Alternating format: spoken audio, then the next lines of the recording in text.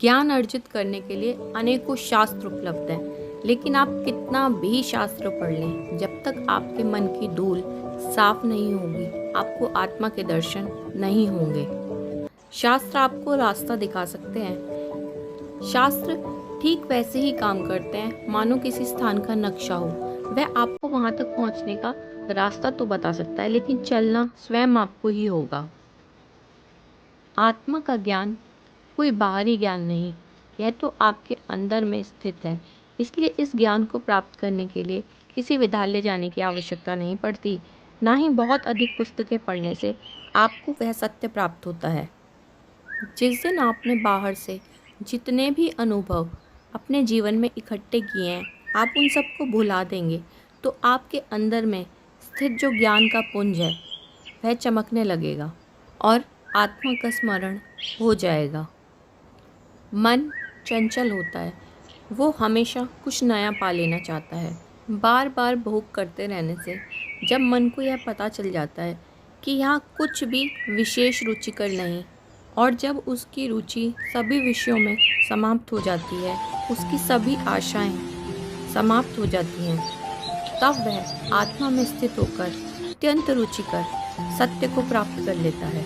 वह स्थान जहाँ हर पल आनंद है, न कुछ खोना है न कुछ पाना है। इस स्थान पर कुछ भी पाने के लिए किसी प्रकार का क्लेश नहीं, केवल परम सुख है। मनुष्य यहाँ पर हर चीज़ को प्राप्त करने के लिए कठिन परिश्रम कर रहा है। अध्यात्म में भी लोग भगवान को पाने के लिए जब तब अनेकों क्रियाएं कर रहे हैं, किंतु ईश्वर कहीं खोया थोड़े ही है जिसे ढूंढने के लिए जाना पड़ेगा।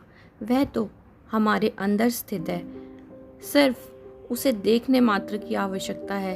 हम भूल चुके हैं, हमें अपनी स्मृति को वापस लाने की आवश्यकता है।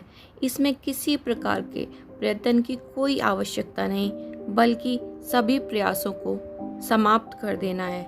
चित्त को शांत करना है और जागृत अवस्था में रहना, यही उस परम ईश्वर को पाने का एकमात्र मार्ग है। अहंकार और ईश्वर कभी एक साथ नहीं रहते। जहाँ मैं है वहाँ ईश्वर कभी नहीं होगा। जैसे ही मैं का भाव समाप्त हो जाएगा, ईश्वर स्वतः प्रकट हो जाएंगे।